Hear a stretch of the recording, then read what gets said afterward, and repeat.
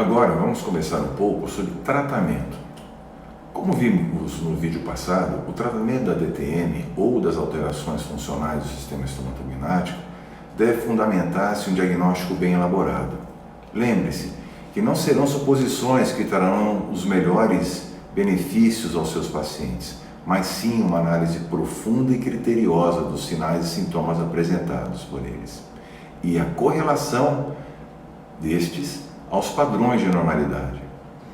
A nossa recomendação é que o tratamento seja dividido em duas etapas.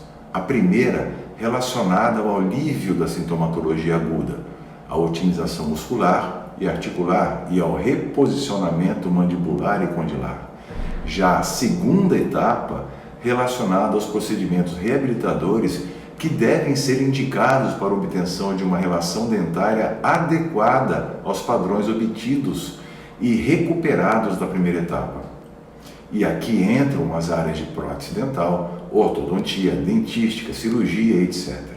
Resumindo, o tratamento deve ser focado na resolução da fase aguda, se estiver presente, e na interceptação e resolução dos fatores etiológicos ou perpetuantes. Voltando à primeira etapa, vamos fazer uma análise dela em duas partes. A primeira parte, a fase aguda, e a segunda parte, a otimização muscular e articular.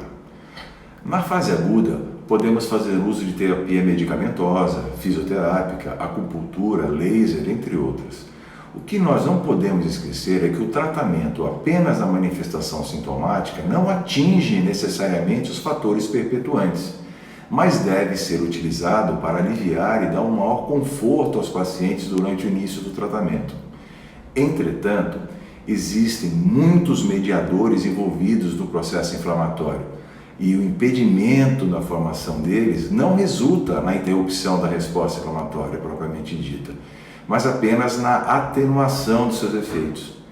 Não podemos esquecer que a inflamação faz parte do processo de reparação e somente necessita de intervenção farmacológica quando é exagerada.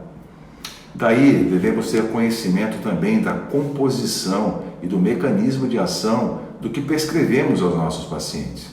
Como, por exemplo, alguns miorrelaxantes, como o cloridrato de ciclobenzaprina, que é o Miozan, quando usado por longos períodos de tempo, pode alterar de maneira permanente a moderação de dor no sistema nervoso central. Algumas pesquisas têm mostrado que antidepressivos, como a fluoxetina, que é o Prozac, quando utilizado de forma crônica, exibiram resultados desfavoráveis em pacientes submetidos a enxertos e uso de biomateriais.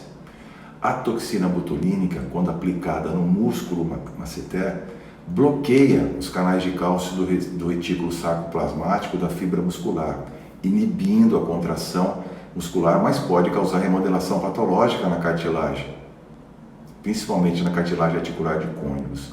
Alguns estudos recentes realizados em ratos demonstraram que o efeito de uma única aplicação no masseter pode persistir por até 8 semanas e as consequências articulares não são consideradas como transitórias.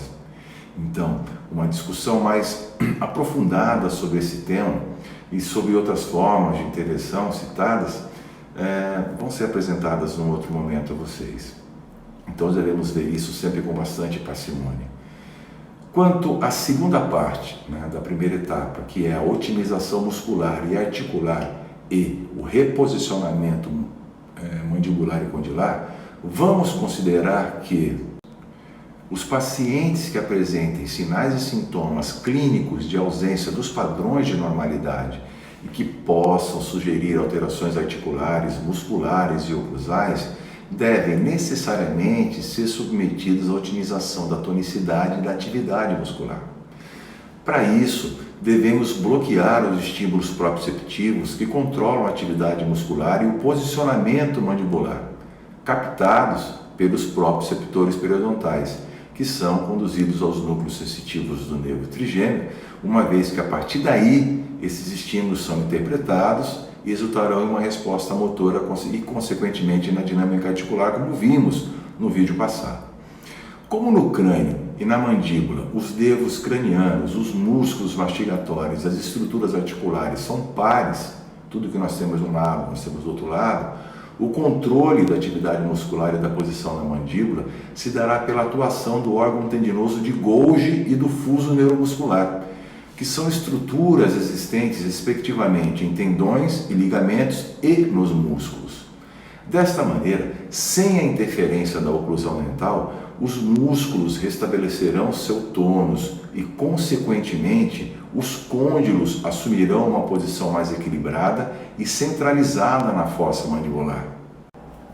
A literatura possui muitas publicações que fundamentam esses mecanismos. Mas, voltando ao bloqueio proprioceptivo, recomendamos que esse bloqueio seja realizado clinicamente por meio da utilização de aparelhos oclusais lisos e planos, que devem ser utilizados por um período médio de 90 dias. É a configuração lisa e plana desses aparelhos que cria condições para o restabelecimento do tônus muscular, para a otimização da posição da mandíbula e do espaço articular, de maneira totalmente voluntária. Com relação aos artigos publicados sobre o tema, o ajuste desses aparelhos, a análise da evolução clínica do quadro do paciente, a técnica de confecção, etc., temos que abordar em uma outra oportunidade com um pouco mais de tempo. Mas voltando aos aparelhos, devemos considerar que a posição mandibular obtida por eles é diferente da posição determinada pela oclusão habitual do paciente e devemos fazer uso de uma técnica de registro que reproduza a posição obtida pelos aparelhos oclusais, uma vez que a primeira não pode mais ser utilizada por não refletir as condições estabelecidas pelo equilíbrio muscular e articular. A técnica do registro intraoral de Alfred Guise adequa-se bem a essa situação, porque objetiva buscar, por meio do registro dos movimentos bordejantes no plano horizontal, a posição de retrusão máxima da mandíbula, que é a posição condilar para a deglutição. Estudos comprovaram que entre a posição condilar para a deglutição e a posição para a mastigação, que é a oclusão cêntrica, existe um espaço, e esse espaço corresponde a aproximadamente 1,4 milímetros, determinado à frente do vértice do arco gótico. Desta forma, após o uso do aparelho oclusal, devemos utilizar a técnica do arco gótico de Guise para a reprodução da posição otimizada da mandíbula. Essa técnica é um recurso de muita utilidade, pois além de ser realizada sem a interferência de manobras de manipulação mandibular, possui confiabilidade e reprodutibilidade confirmadas cientificamente.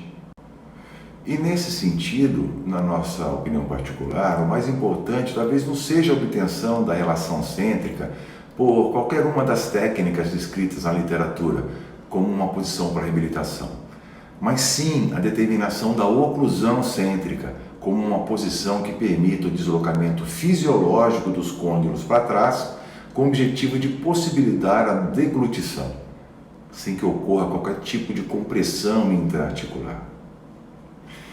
Após o período de utilização dos aparelhos oclusais, planos e lisos, e a determinação da oclusão cêntrica pela técnica do registro intraoral de Guise, teremos o equilíbrio neuromuscular estabelecido e a reprodução da posição de trabalho que deve ser utilizada como referência para a segunda etapa do tratamento, seja ela por procedimentos na área de reabilitação protética, ortodontia, dentística ou cirurgia.